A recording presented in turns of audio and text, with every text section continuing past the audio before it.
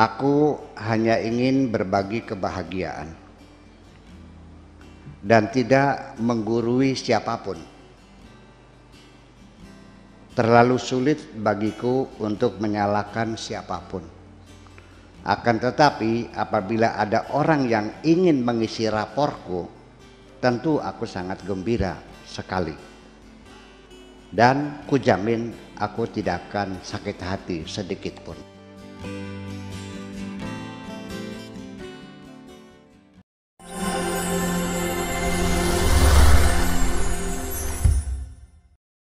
Kita sekarang ke virtual dan di sana sudah banyak sekali peserta yang masuk di virtual. Namun saya tertarik, ini juga sama dengan psikiater. Beliau seorang dosen psikologi di Universitas Diponegoro. Beliau adalah psikologi ya. Iya, Dr. Hans, Profesor Dr. Hans. Assalamualaikum. Ini kapan-kapan kita harus baca puisi juga ini, yang ini jangan cuma nganalisa terus gitu. Silakan Prof. Hans untuk beberapa hal yang mau disampaikan malam hari ini. Ya, Assalamualaikum warahmatullahi wabarakatuh, Kang Afkar dan Buya Syakur yang saya hormati dan sayangi. Dan secara khusus malam hari ini untuk Bu Ida, senang sekali bisa bertemu secara virtual. Dan saya sangat senang mendengar bagaimana puisi tasawuf kemudian dibungkus dengan suasana psikiatris. Iya. Baik, malam hari ini sangat padat dan kaya menurut saya, Kang Afkar. Karena di pengajian tadi saya menyimak betul bagaimana Buya sempat menyinggung tentang hukuman yang tidak harus menunggu akhirat, tapi di dunia ini pun sudah ada. Lalu kemudian masuk ke dalam kesadaran akan dosa, ternyata ada dosa-dosa yang kita rasa bukan dosa, tapi ternyata itu dosa yang serius seperti komplain dan merasa memiliki. Nah ini kan peristiwa psikologis yang ternyata berdampak serius bagi ketenangan hidup kita sendiri. Dan untuk malam hari ini mungkin saya tambah sedikit tentang puisi yang dibacakan tadi. Berapa waktunya Kang Afkar biar bisa ya? Malam ini ditambah Bang. Tuh, Buya sudah siap menambah waktu. Baik. Iya, malam hari ini banyak sekali poin yang saya tangkap mulai dari cerita tentang tokoh sentral dalam puisi ini yang ditinggal oleh wanita yang memilih dengan pria lain yang sudah beristri. Lalu ada serangkaian derita yang dialami seperti hamil dan kemudian harus menjalani operasi sesar maksud saya, lalu bayinya meninggal. Lalu berusaha ditemui tapi hilang jejak sampai akhirnya pertemuan itu cukup menarik di suatu perjalanan ziarah seperti itu, dan wanita ini dalam rangka dikisahkan di sini penebusan dosa dan prianya dalam rangka mendapatkan aspirasi ya mungkin Bu ya kalau istilah lain untuk saya nggak tahu ya aspirasi apakah ini memang jodohku dan seterusnya itu ya, dan menarik sekali bahwa ditutup dengan kisah yang biasa seperti Buya sampaikan di puisi-puisi lain, selalu mengajak kita berpikir di ujungnya. Dan sekarang saya mungkin masuk ke beberapa poin psikologis yang saya tangkap. Yang pertama itu keterbatasan kata-kata kita. Ada yang bisa diakses dan ada yang tidak bisa diakses oleh kata-kata dalam hati manusia, yang oleh Buya di sini disebut sebagai bagian terdalamnya hati itu atau palung hati manusia, yang kadang-kadang nggak bisa terwakilkan oleh kata-kata. Jadi kita nggak diajak untuk tidak merasa sok tahu orang lain, sok mengerti orang lain. Ada dimensinya yang seperti di luar jangkauan kata-kata itu sendiri. Lalu perbuatan itu penting sekali dalam pertemanan, dan dalam cinta perhatian itu juga sangat penting. Jadi dua kata ini diangkat di sini, perbuatan dalam pertemanan dan perhatian yang memberi warna pada cinta, membuat cinta itu hidup karena perhatian itu.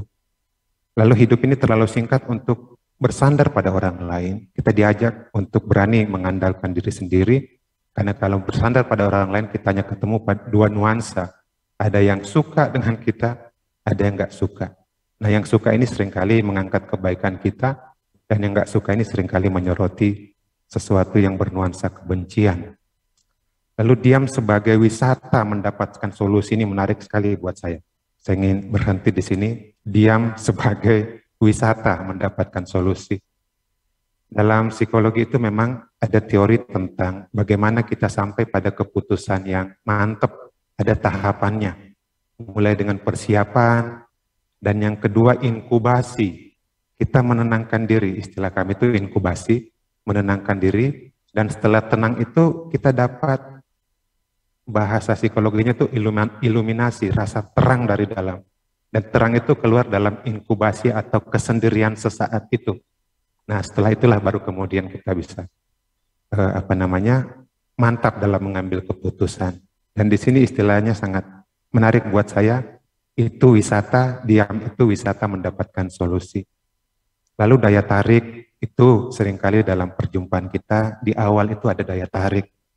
Tapi kemudian itu akan disusul dengan kebosanan kalau berulang terus seperti itu. Tapi kemudian yang mungkin saya mau tanyakan ke Buya, ada kalimat yang saya rasa menggantung di sini. Setelah itu disusul dengan pernyataan, hidup itu dungu. Nah, dungu ini apa yang dimaksud nanti kita. Terus kebutuhan wanita itu nggak sebatas yang kita sebut cinta, perlu ditambahkan sesuatu yang sangat krusial malah. Tanpa ini cinta itu garing. Dan sesuatu itu adalah kejujuran dan perhatian. Ini ingredient, bahan paling penting dari cinta, kejujuran dan perhatian. Dan ini rupanya nggak didapatkan oleh wanita ini, lalu itu berdampak kepada rasa sakit yang sangat-sangat dalam ya, dialami oleh wanita ini. Tapi menariknya dia memilih tutup mulut atau diam. Dan ini adalah langkah darurat yang patut dipuji. Tidak banyak orang bisa memilih jalan ini ketika dalam sedihnya, dia diam.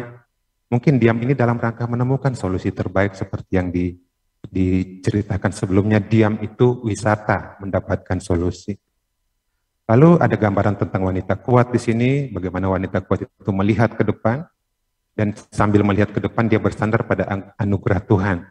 Dan dia juga menghindari pertikaian, yang kemudian ditambahkan oleh puisi ini sebagai, ya paling nggak bisa jadi sedekah jariah. Terus ada dua jenis senyuman juga di sini diangkat, senyuman gembira, ini senyuman normal, rata-rata manusia itu bisa seperti itu. Senyuman gembira. Lalu yang senyuman kedua ini senyuman yang kita pancarkan di saat kita mendapatkan sakit yang justru parah-parahnya. Boleh kita sebut mungkin senyuman abnormal, tapi abnormal di sini bukan jelek, abnormal yang hebat, karena nggak rata-rata orang bisa mengalami itu. Lalu jangan mengecewakan orang yang bersungguh-sungguh hati mau membahagiakan kita. Nah ini terjadi oleh wanita ini saat ditinggalkan, tapi menariknya hatinya dijaga dari dendam dan kebencian.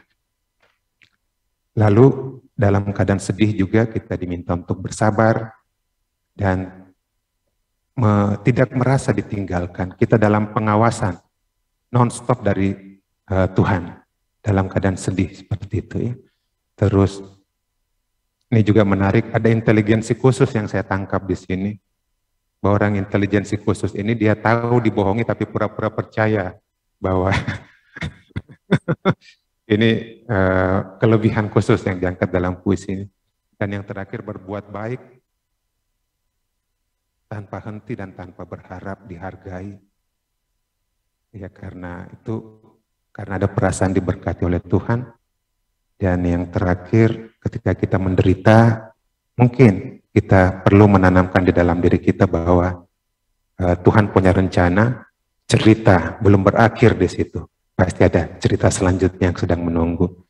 Itu banyak sekali Kang Afkar poin yang saya lihat malam hari ini, tapi itu saja kira-kira. Makasih Kang Afkar. Baik, ya. Buya. Terima kasih Prof. Han. Seperti biasa kalau Prof. Han sudah menganalisa sebuah gelombang cinta maka akan semuanya disapu habis. Tapi ada dua pertanyaan kunci saya mencatat bahwa yang disampaikan oleh Prof. tadi, diam sebagai wisata. Kalau Prof tadi menjelaskan secara psikologi, nah ini tinjauan spiritualnya seperti apa. Dan kemudian yang kedua adalah Ini yang juga disampaikan oleh Prof. Hans, hidup itu dungu. Penjelasannya Buya, bagaimana? Iya, orang diam itu bukan berarti tidak tahu ya. Ya. Saya dapat hadiah dan diberi hadiah karena saya diam. Orang selama ini kan belajar bicara ya. Ya. Ada nggak yang belajar diam? Saya menanya, mudah bicara apa mudah diam? Mudah bicara. Ternyata ini kita kembali kepada Al-Quran ya, pada firman Tuhan. Nabi Musa itu ingin belajar sama Nabi Khidir. Kata Nabi Khidir, syaratnya berat. Apa syaratnya? Syaratnya nggak boleh nanya. Lah, yang nggak bertanya apa dong? Jadi tinggal bilang iya. Insya Allah kuat deh. Dari mana kamu tahu kuat? Kamu belum berpengalaman. Dikiranya diam itu mudah dikiranya. Syaratnya kamu tidak boleh bertanya. Diam. Ada anak lewat dibunuh. Menjerit-jerit Nabi Musa kan, kenapa kau bunuh ini? Kalau kau kan dosa besar ini masa anak dibunuh? Katanya mudah diam itu. Ternyata ngomong juga. Udah pulang aja deh. Innaka lan tastati'a ma'iya sabra. Enggak bakal bisa kamu dengan saya nih. Udah. Ternyata diam itu susah kan. Iya, orang-orang yang berjiwa besar tuh yang pandai diam tuh. Ternyata kemudian naik kapal, dibolongin lagi kapalnya. Nanya lagi, kenapa kebolongin? Ini kapal orang masa dibolongin? Udah pulang aja. Dan terakhir itu memperbaiki tembok yang hampir rubuh, diperbaiki lagi. Nanya juga. Ternyata ya itulah. Itu sebagai pembuktian bahwa ternyata diam itu tidak mudah. Jadi kalau orang bisa diam, itu orang hebat namanya. Makasih gitu aja.